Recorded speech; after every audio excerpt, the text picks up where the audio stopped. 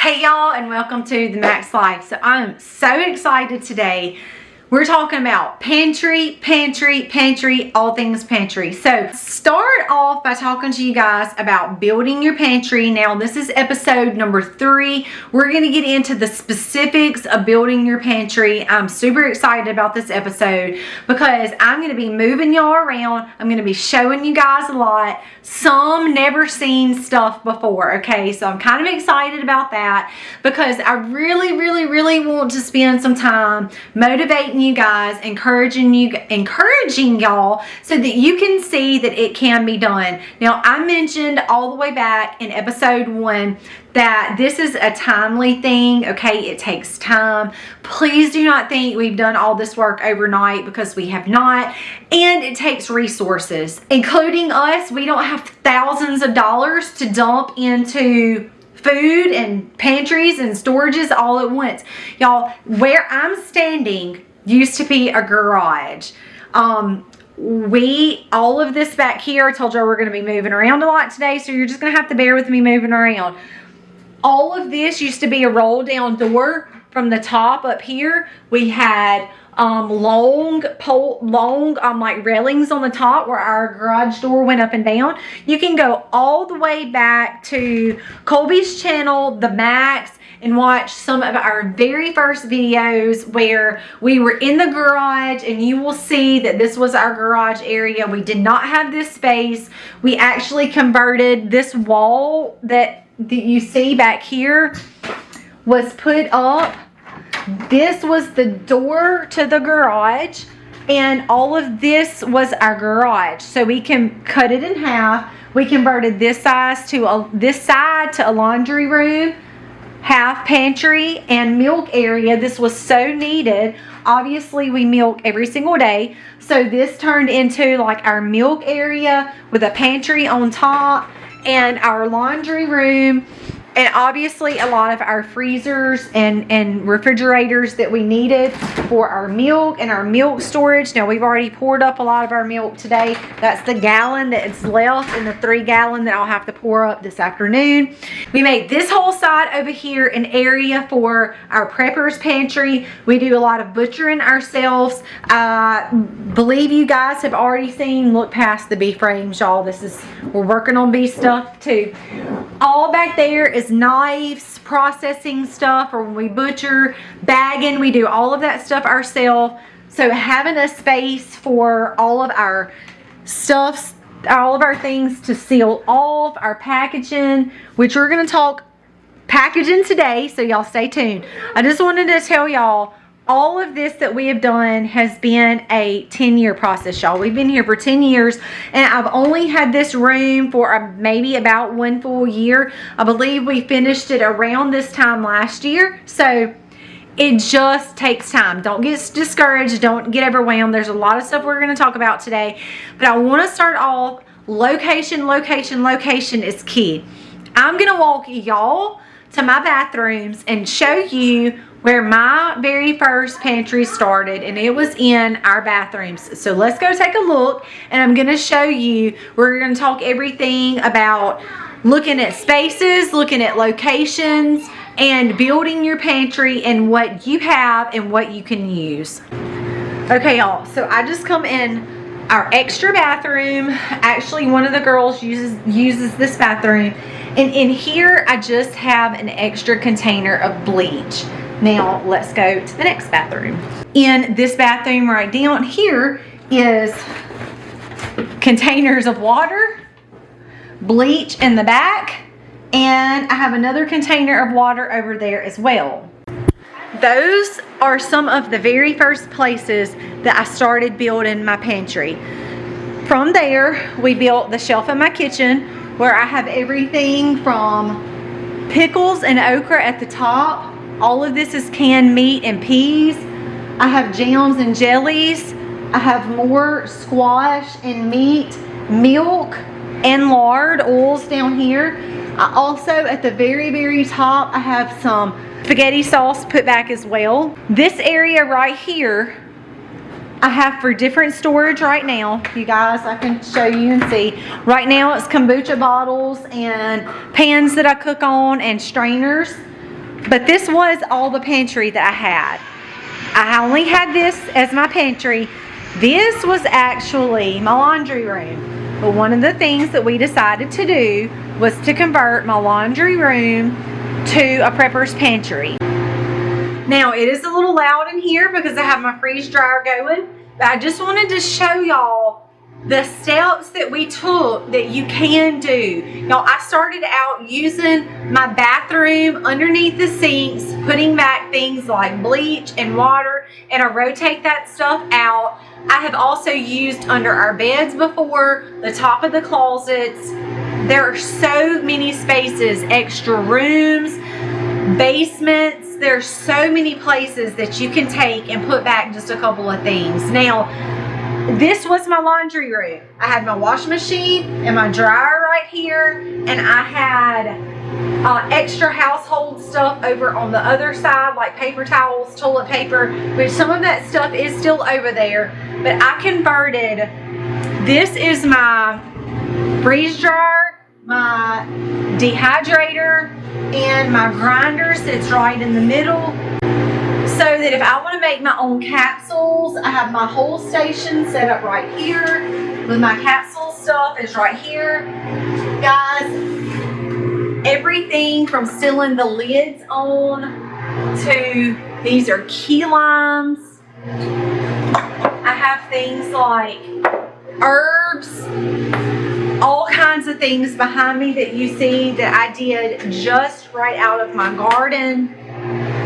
I'm not saying that you have to have all these things. That's not why I'm showing you this. I actually wanted you to see all that stuff to say, no matter how small or no matter how large, that you can take a shelf, a closet, under the bed. Guys, we have junk usually in our closet where we just throw stuff up there and never use it. Guys, if your kids are grown, they're moved out, you have old games up there that you don't play anymore, whatever that looks like, y'all, get that stuff out, garage sell it at a thrift store, put it on Facebook, eBay, whatever that looks like for you, okay? Open up that space. You can start stacking you up some water, start stacking you up some freeze-dried foods, start stacking you up some first aid things, find shelves, find nooks, find crannies. Then one grocery store shopping spree at a time, you can start gathering these things, putting it back, gathering them, putting them back. One of the things I like to do when I would go to the grocery store is I started doing this back in 2020. I would go through the Canon section, and if they had lids, I would buy a handful of lids. Now, I have a supply of lids. I'm going to show y'all this right down here in my drawer. Okay, that's one of my drawers. These that I hot water bath. When I would go to the store and I would see a rack of these, pick up a couple of extra, especially off-season time. They're always there. Pick up one extra and put it in a buggy. I kind of learned the hard way several years ago when I got all my stuff out to can, and I went to the Canon section to gather some of my stuff, and everything was sold out. I learned to start picking up those things in the fall. So, with all that being said, location is key, okay? About 70 degrees is about where you want it. If it's cooler, that's better. Obviously, you don't want a freezing cold room like 30 degrees, like putting your stuff outside, okay? The cooler, the better. You really don't want to have your food storage anywhere above 70 as a rule of thumb. Now, I have this door right here, but it is closed off on the other side, so there's really no light that comes through this. This typically stays closed, so I really don't have any light coming in through that. I only have one light right there above me. I just have the window open today for lighting for the camera because the lighting in here is not great, okay? But this is typically a cooler, darker room that stays around room temperature, okay? It's about 70 degrees in here. Sometimes it gets down to 67, 68. but you don't really want it any higher than that. So find yourself a location. You want a cool space where there's not a lot of light coming in, where you can utilize shelves, containers, stacking, and make this work for you. And while I have this on camera, y'all, these shelves, say you don't have an extra closet or you don't have any room under your bed. I hope that you do, because it is really easy to store stuff in containers under your bed. But say you have a closet, but you don't really have a lot of shelving, and to go buy the materials, pay somebody to come do the shelving, y'all don't do that. See if you can find a rack like this that will fit into your closet. You can assemble that sucker in your closet only for what the shelf cost. So kind of think outside the box. You have a closet, but you don't have any shelving. Or you don't have any space, but you have a place, like you don't have a closet or under the bed, but you have a space for an extra shelf. Just get the shelf. So kind of think along the lines of what will work for you, because obviously it's your home. It's you need it functionable for you and your family. But find a space, guys. I know that you can find a space to put up some days worth of food. Okay, y'all.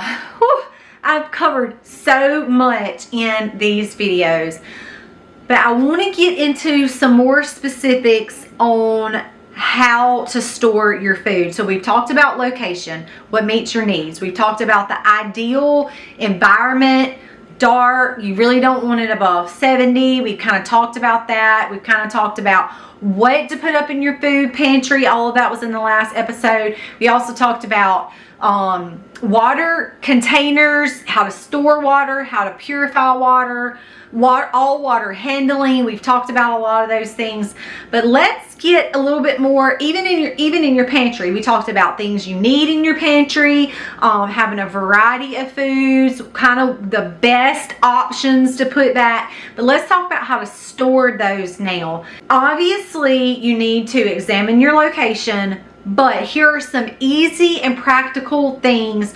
We talked about how easy freeze-dried foods are, dehydrated canned foods. So whether you do it yourself or you buy it, even if you find something that, say you found some powdered eggs or freeze-dried eggs, dried eggs, and they weren't already packaged for you, but they were very inexpensive for you to buy.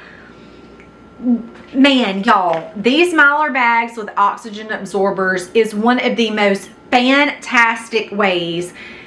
Rice, flour, eggs, milk, freeze-dried fruit. There is so much you can put in this. Then once you get them in there and you lay them down and you package, you can stack these things. Same thing. You want a cool space, a dark space. Heat and moisture is going to ruin anything. So cool, dark, dry is where you want to store. So having Mylar bags, they store easy. There's a lot that you can put in these. This is an option. Here's another option. Dehydrating your foods, or finding dehydrated foods that are not packaged right. If Mylar bags is not a good option for you guys, if you have canned jars on hand, you can find lid sealers. Buy you some jars, find them at garage sales, get you some lids.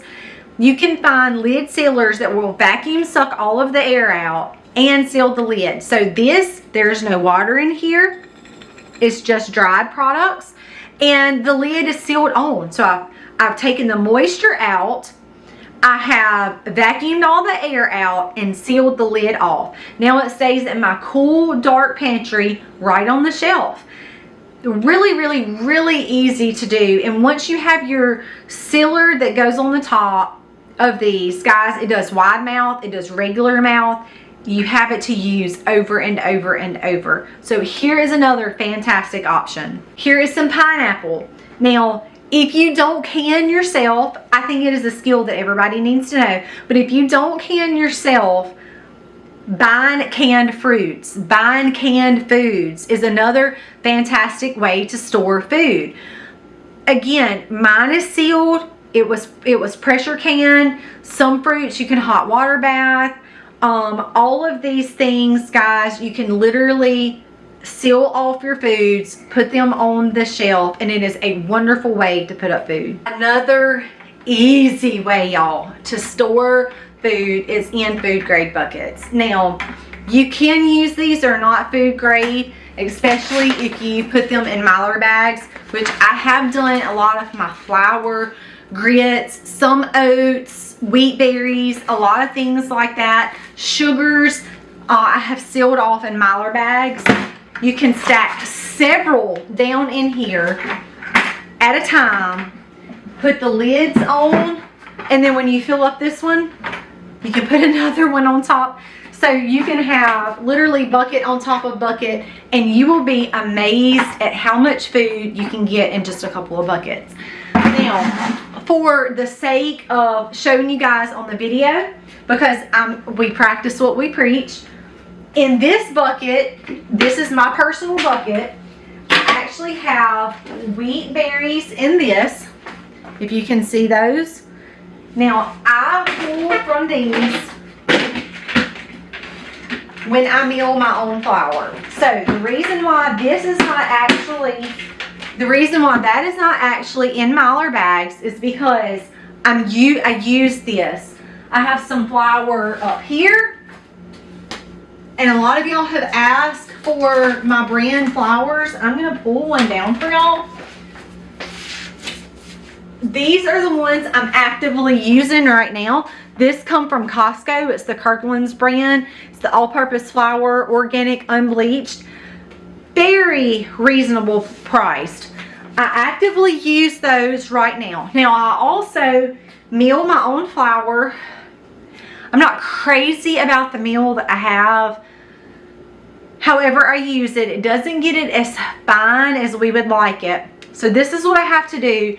When I mill my wheat berries, I actually will fill my container up. I have a big jar. If you guys have ever seen me in the kitchen, you know that I pull from a big jar of flour. So I will put my milled flour and usually one of these to about a half of one of these in my big container, and I use a spoon and mix it all up. So I have milled flour and store-bought flour mixed together, because the consistency of the milled flour is just not as fine. Even on the finest, slowest setting, I have a Nutri-Mill, and it just doesn't get it as fine as I would like. There are some other meals that have been looking at, y'all, but I will not spend that money right now. They are just too expensive. So a mock meal is one I have been looking at, and I can't remember the other one. I looked at it a long time ago, but I thought, whoo, I cannot pay that. So this is just an example of a way you can store food using these food grade buckets. Y'all, I'm serious when I say you can get a lot of Mylar bags down in this. I do suggest that some of those things you put in Mylar bags. It's a form of double protection. Not only are you protecting your food from insects or bugs or whatever by storing them in your Mylar bags, you're getting double protection, because even if you lay this out, say you get a rat in the house, Lord forbid that happen, but say a mouse comes in and chews this, oh, how horrible would that be? If it's in your bucket, it can't get to it.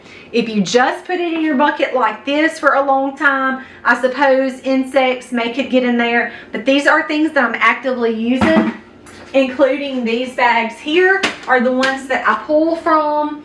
And I have lots of things, even you can see in Mylar bags on my storage rack.